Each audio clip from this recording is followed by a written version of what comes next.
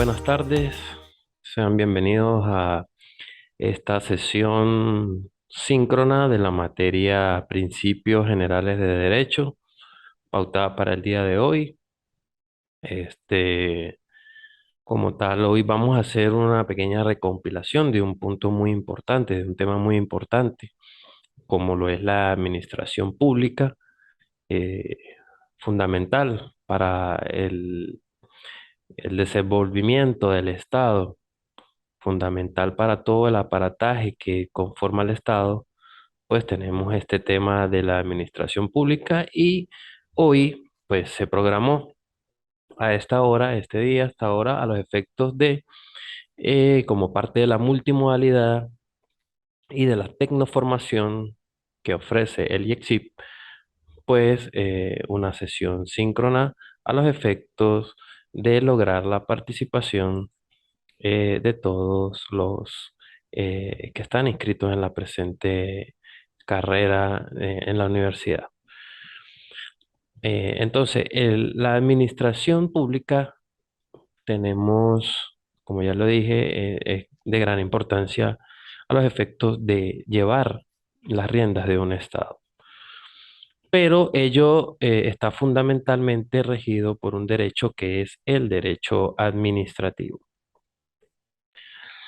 El derecho administrativo podemos empezar definiéndolo como ese complejo de principios y normas de derecho público interno que regula la organización y la actividad de la administración pública, pero no se queda allí, sino que son además normas y principios de derecho público interno que regula las relaciones entre los entes públicos y los particulares, o entre ellos, es decir, entre esos mismos entes públicos, entre unos y otros. ¿Para qué? Para la satisfacción concreta, directa o inmediata de las necesidades colectivas bajo el orden jurídico estatal. El jurista venezolano Alan Brewer Carías nos señala que el derecho administrativo es aquella rama del derecho que regula a la administración pública como un complejo orgánico y también su organización y funcionamiento, y que adicionalmente norma el ejercicio de la función administrativa por los órganos del Estado y que regula la actividad administrativa del Estado, que también norma las relaciones jurídicas que se establecen entre la administración pública y la administración eh, con, con el motivo o del ejercicio de la función administrativa o de la realización de alguna actividad de tipo administrativo. De este concepto podemos observar algunos elementos en los que está constituido este derecho, y es que en primer lugar, la administración pública, que está concebida como un complejo de órganos a los cuales le va a regular su organización y funcionamiento esta rama del derecho. Como segundo, el ejercicio de la función administrativa que debe ser ejercida por los órganos del Estado. Como tercero, la actividad administrativa propiamente del Estado. Como cuarto, las relaciones jurídicas entre la administración pública y los administrados en el ejercicio de función administrativa y la actividad administrativa.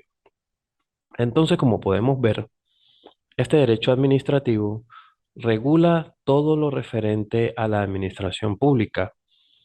De allí lo importante de su estudio, ya que se encarga de normatizar y regular todo el complejo de órganos e instituciones que conforman la actividad de la administración pública.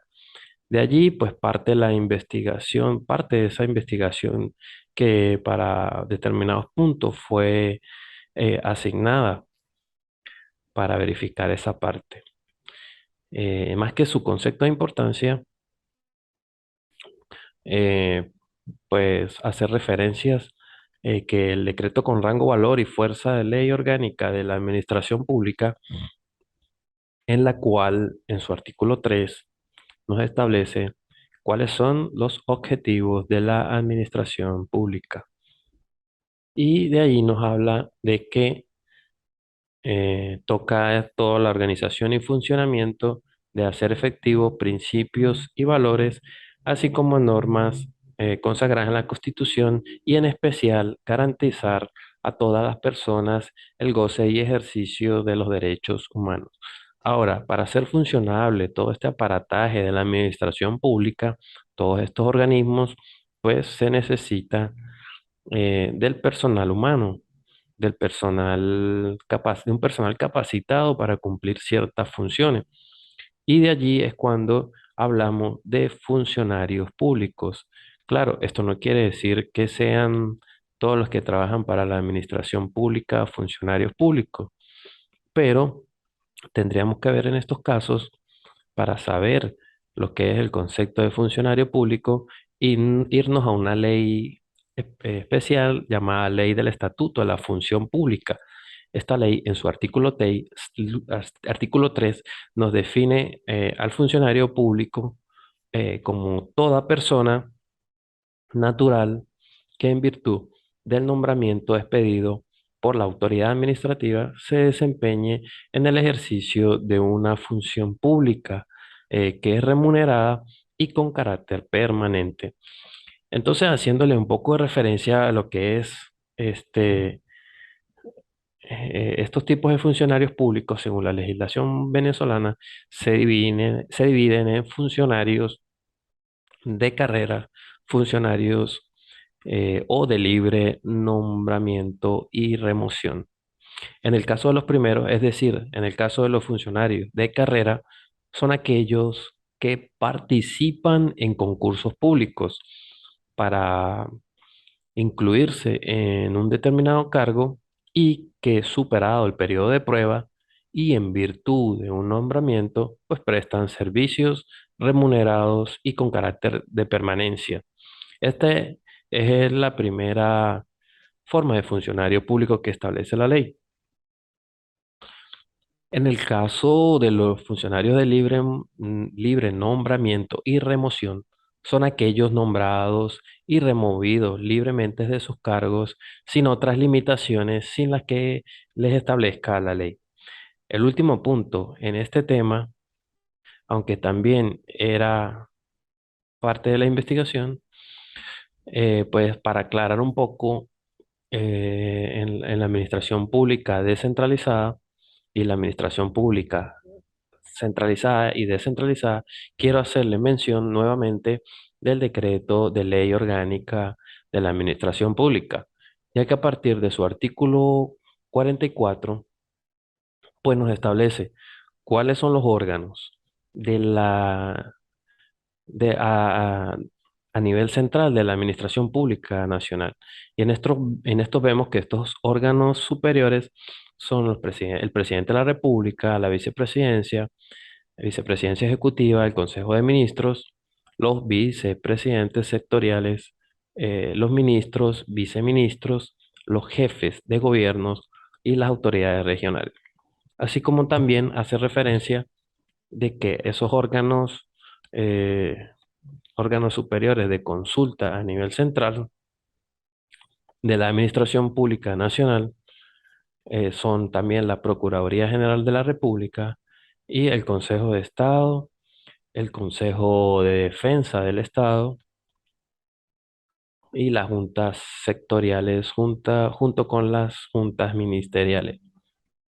En contraposición tenemos a los órganos de la administración pública descentralizada, que lo vamos a conseguir a partir del artículo 92 del mismo decreto ley de la Ley Orgánica de la Administración Pública.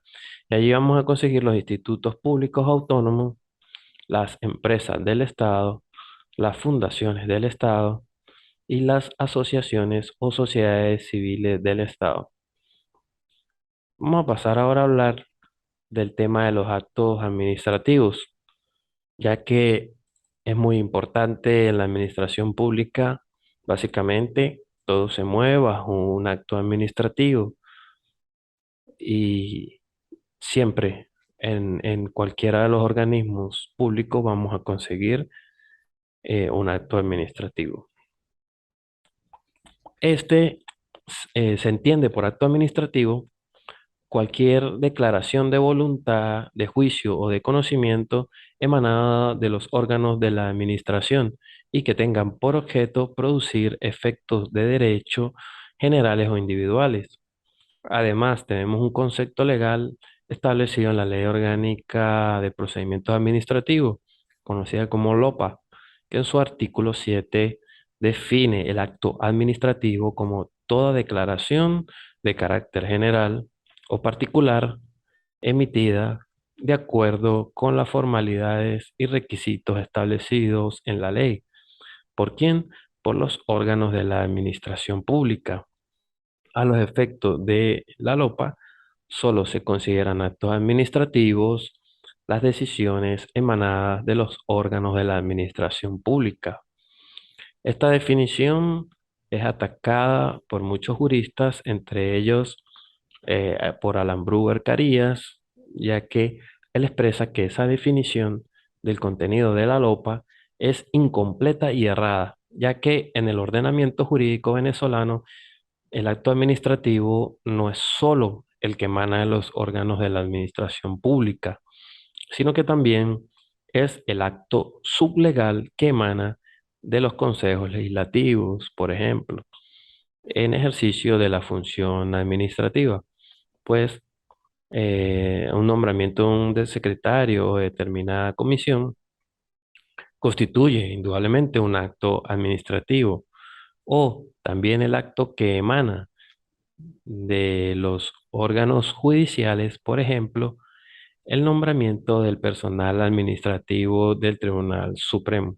Es por ello que él manifiesta que el acto administrativo es toda manifestación de voluntad de los órganos del Poder Ejecutivo, es decir, la administración pública, tanto en función administrativa, legislativa y jurisdiccional, así como la de los órganos del Poder Legislativo en función administrativa y de los órganos del Poder Judicial eh, en poder en función legislativa, tendientes a producir unos efectos jurídicos determinados. Ahora, el acto administrativo tiene unas características y la primera de ellas es que todo acto administrativo es un acto jurídico. Es un acto voluntario, ilícito, es decir, totalmente legal, que contiene la declaración de voluntad, de juicio o de conocimiento de los individuos que conforman la administración pública, con el propósito de crear efectos jurídicos y también es un acto dictado por una autoridad administrativa, ya que el funcionario que dicta el acto debe estar provisto de aptitud legal para tomar esas decisiones, por lo que los particulares no tienen capacidad para emitir actos administrativos.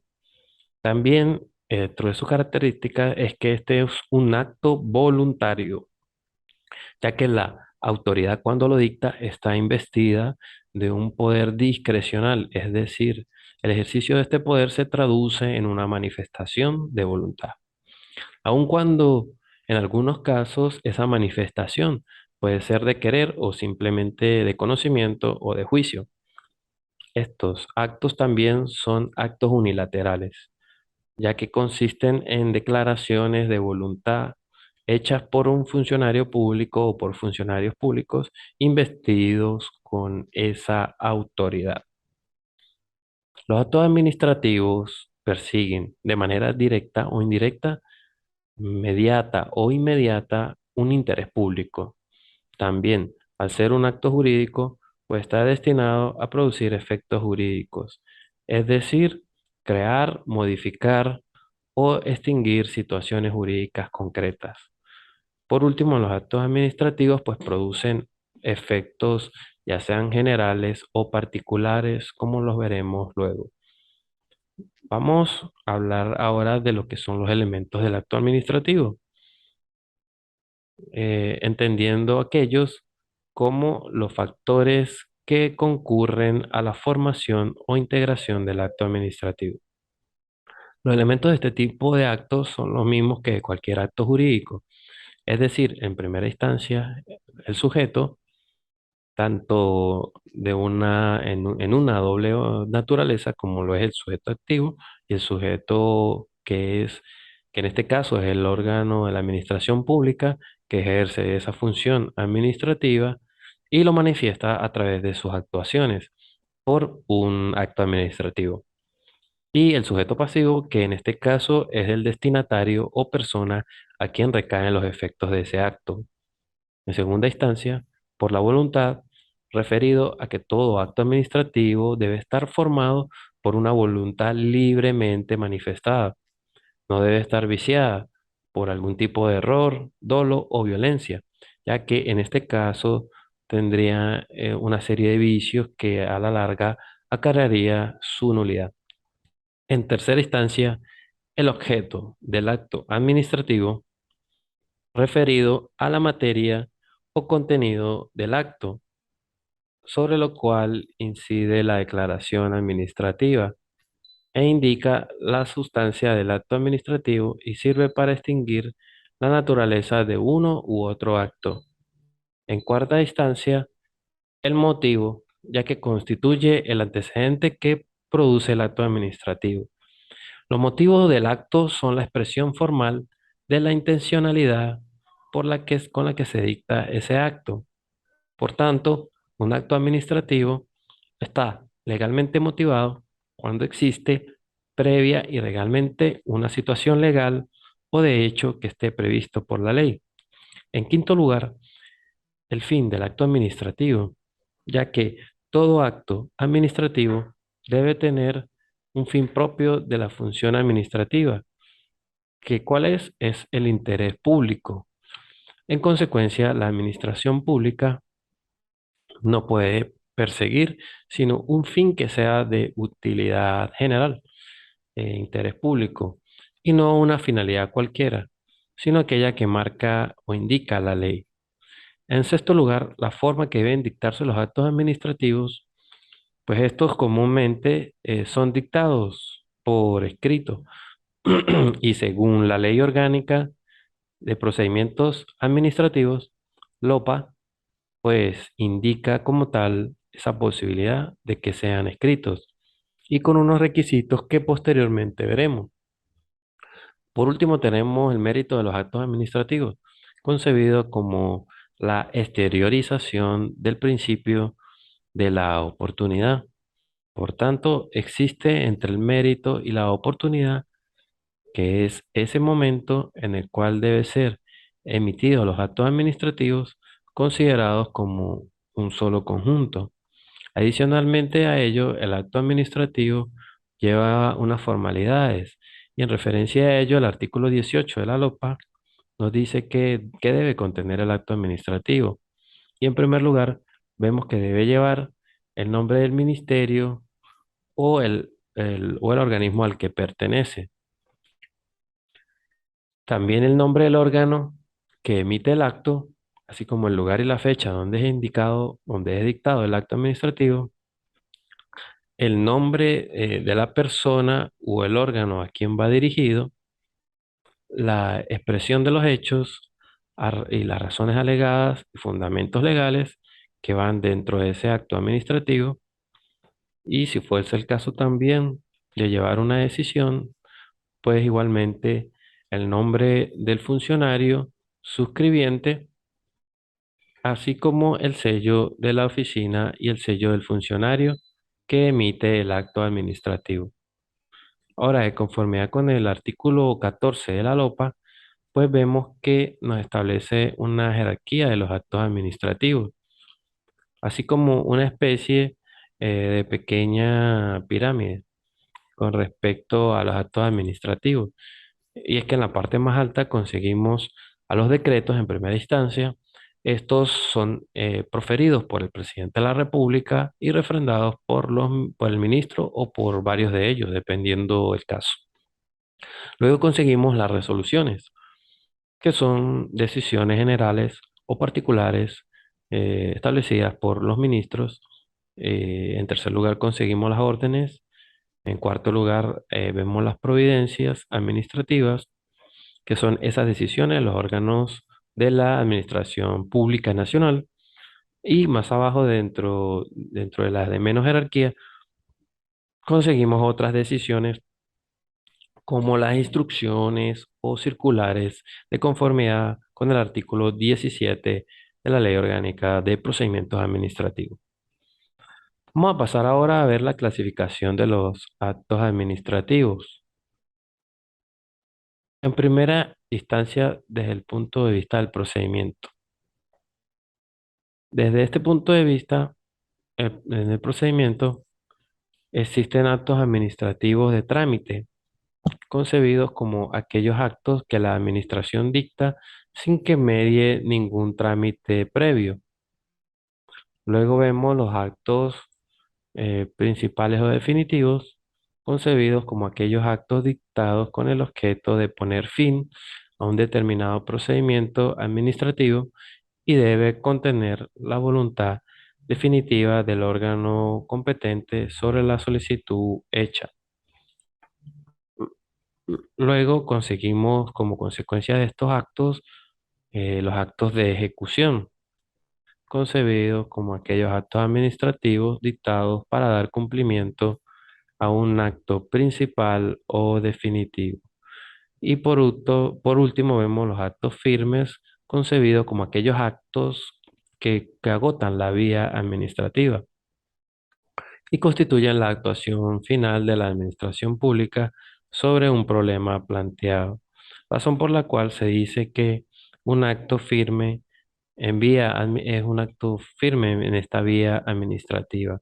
Entonces, este es la última palabra de la administración pública, quedando agotada en este caso la vía administrativa para cualquier reclamo posterior donde se abriría la posibilidad a los afectados, a los agraviados, eh, de acudir a la vía jurisdiccional a ejercer su respectivo recurso o reclamo por esa situación. Eh, Otros serían de las clasificaciones de los actos administrativos dependiendo de sus efectos. Aquí serían efectos generales y efectos particulares. En el caso de los primeros son aquellos actos administrativos dirigidos a un número indeterminado de personas y en el caso de los particulares son los actos administrativos referidos a una o varias personas, pero todas ellas deben ser precisamente determinadas. La tercera de las clasificaciones de los actos administrativos serían según su contenido. En este caso pueden ser definitivos o de trámite. Definitivo cuando pone fin al asunto administrativo, es decir, conoce desde el principio todo el asunto y decide sobre todas las cuestiones que han sido planteadas, tanto inicialmente como en su posterior tramitación.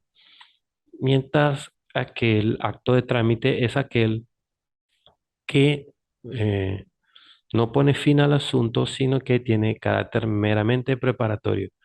La cuarta de las clasificaciones es según la manifestación de voluntad. Entonces, los actos administrativos pueden ser expresos o tácitos. Pueden ser expresos o tácitos. Expresos cuando la manifestación de voluntad que produce el acto administrativo deben ser formal y expreso de conformidad con el artículo 18 que ya vimos. Y tácito cuando se da el famoso silencio administrativo. La Ley Orgánica de Procedimientos Administrativos consagra el acto administrativo tácito de contenido negativo cuando es derivado de ese silencio administrativo y de conformidad con el artículo 4 de la Ley Orgánica de Procedimientos Administrativos. Cuando se da el silencio administrativo? Se da el silencio administrativo cuando existe un pedimento, una petición, una solicitud de alguno de los interesados o de los ciudadanos, y en ese caso la administración pública prefiere omitir o no contestar ante las peticiones solicitadas. La quinta de las clasificaciones de los actos administrativos es según su impugnabilidad, y estos pueden ser actos administrativos firmes o impugnables. En el caso de los firmes, son los actos que ya no pueden ser impugnados por vías ordinarias o por algún recurso, y sobre cual el uno de los recursos a ejercer es el recurso de revisión. Los impugnables son los actos administrativos que pueden ser revisados e impugnados, bien sea por vía administrativa o por vía contenciosa administrativa, que es por ante los tribunales. Bueno, esto en cuanto a lo que son,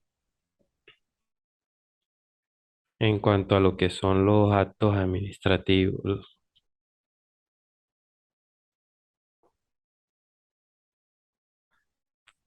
Ajá, vamos ahora a verificar de conformidad. Vamos ahora a ver el punto de lo que es el principio de la legalidad. Anteriormente habíamos hecho referencia a que este principio de la legalidad viene plasmado desde la Constitución en su artículo 137. De allí vemos que todos los ámbitos, todas las atribuciones deben estar sumergidos siempre a la ley. Por ello, no va a escapar obviamente la administración pública. Y vemos que en el artículo 4 del decreto de ley orgánica de la administración pública, vemos este principio en el cual nos indica que la administración pública se organiza y actúa de conformidad con el principio de legalidad, por el cual la asignación, distribución y ejercicio de sus competencias están sujetas a lo establecido en la Constitución de la República Bolivariana de Venezuela, a las leyes y a los actos administrativos de carácter normativo dictados formal y previamente conforme a la ley, para así garantizar y fortalecer las libertades públicas que concede y que consagra el régimen eh, democrático, participativo y protagónico de conformidad con la Constitución. Todos los actos administrativos obviamente están sujetos a la ley, están sujetos a este principio de legalidad. Y en el artículo 10 de la LOPA, es decir, de la Ley Orgánica de Procedimientos Administrativos, nos vemos en ese artículo que ningún acto administrativo podrá crear sanciones ni modificar las que hubieran sido establecidas en las leyes, tales como crear impuestos o otras atribuciones o contribuciones o de derecho público, salvo dentro de los determinados por la propia ley. Entonces, todas estas actuaciones siempre están apegadas o deberían estar apegadas a este principio establecido en la Constitución y en las leyes.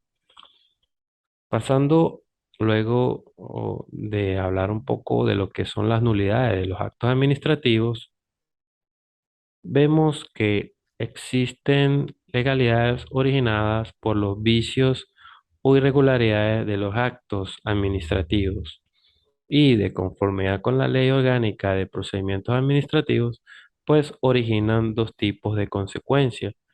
En primera instancia, la nulidad puede ser una nulidad absoluta de los actos o una nulidad relativa de los actos que la ley establece como anulabilidad, así lo denomina.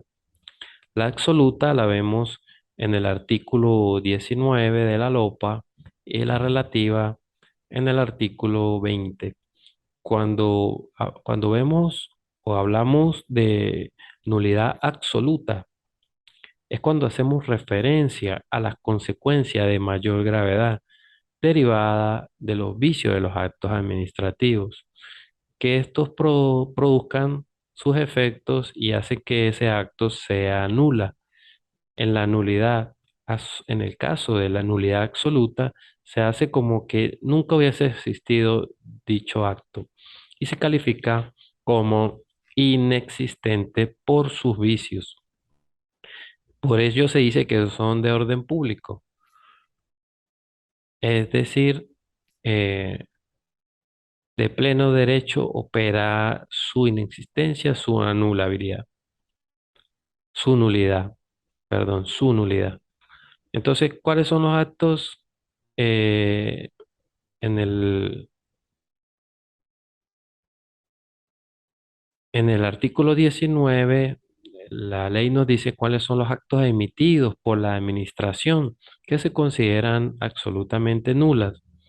En primer lugar, me señala que es nulo, que es nulo cuando está así expresamente señalado en una norma constitucional o legal. En este caso, pues el acto administrativo, si está expresamente señalado y cumple con alguna de esas cualidades para ser nulo de nulidad absoluta, eso en primer lugar. Y en segundo lugar, cuando cuando resuelve un caso precedente, un caso precedente decidido con carácter definitivo y que haya creado derechos particulares, salvo autorizaciones expresas de la ley. Es decir, el acto administrativo está tratando algo que precedentemente o anteriormente a él ya ha decidido, por lo cual no tiene ya nada que decidir. En tercer lugar, vemos que el acto administrativo es nulo cuando su contenido sea de imposible o ilegal ejecución. En cuarto lugar, cuando hubieran sido dictados por autoridades manifiestamente incompetentes o, o prescindiendo totalmente del procedimiento legalmente establecido. Entonces, si hay una autoridad que no es o que no tiene la facultad, no es competente para tal acto, ese dicho acto será nulo. Igualmente, cuando no se sigue el procedimiento que establece la ley, será absolutamente, en este caso, gozará de nulidad absoluta. En contraprestación, o perdón, en contraposición, conseguimos la nulidad relativa y vemos que todos los demás vicios de los actos administrativos que no produzcan esa nulidad absoluta previa que ya vimos, pero que sí lleguen a producir una nulidad menos grave y relativa, es decir, en cuanto a esa nulidad relativa, la originan vicios que no llegaran a producir esa nulidad absoluta, sino que solo harán esos actos parcialmente, es decir, los serán anulables y viciados de nulidad relativa. Pues cuando estos actos administrativos estén viciados de esta nulidad relativa, pueden producir sus efectos mientras no sean anulados, ya que los efectos producidos siguen vigentes hasta tanto sean atacados o mientras no sean atacados, perdón, siguen siendo completamente válidos. Estos actos, cuando están viciados de nulidad relativa, solo pueden ser determinados en determinados lapsos, por lo que vencidos los mismos, el acto queda firme. También puede ser convalidado por la administración, subsanando los vicios presentados. Y estos vicios de anulabilidad puede afectar la totalidad o solo una parcialidad del acto administrativo de conformidad con el artículo 21 de la LOPA. Para concluir, vemos a los recursos administrativos y los conseguimos a partir del artículo 85 de la Ley Orgánica de Procedimientos Administrativos. Conseguimos la fundamentación de estos recursos. Y es que la administración pública pues dicta una cantidad de actos administrativos en los cuales los particulares se pueden ver afectados. Entonces, la administración puede en cualquier momento, de oficio o a solicitud de los particulares, reconocer la nulidad que existe en los actos dictados por ella, pudiendo en cualquier momento y tiempo corregir errores materiales y de cálculo en que hubieran incurrido cuando emite un acto administrativo. Es por ello que se dan los recursos administrativos. Y según el artículo 85, pues los interesados podrán interponer recursos a los efectos de atacar los actos administrativos que pongan fin a un procedimiento o que imposibilite su continuación, o cuando cause una indefensión, o cuando lo prejuzgue como definitivo, cuando dicho acto está lesionando los respectivos derechos personales o subjetivos, eh, o intereses legítimos, personales y directos. Todo recurso administrativo deberá intentarse por escrito y en él se deben observar los extremos exigidos por el artículo 49. Entonces, en nuestra legislación conseguimos que por vía administrativa tenemos establecido de por ley tres recursos administrativos, y el primero de ellos es el recurso de reconsideración establecido en el artículo 94 de la LOPA, el cual procederá contra todo acto administrativo de carácter particular y debe ser interpuesto dentro de los 15 días siguientes a la notificación del acto que se impugna por ante el funcionario que lo emitió, que lo dictó.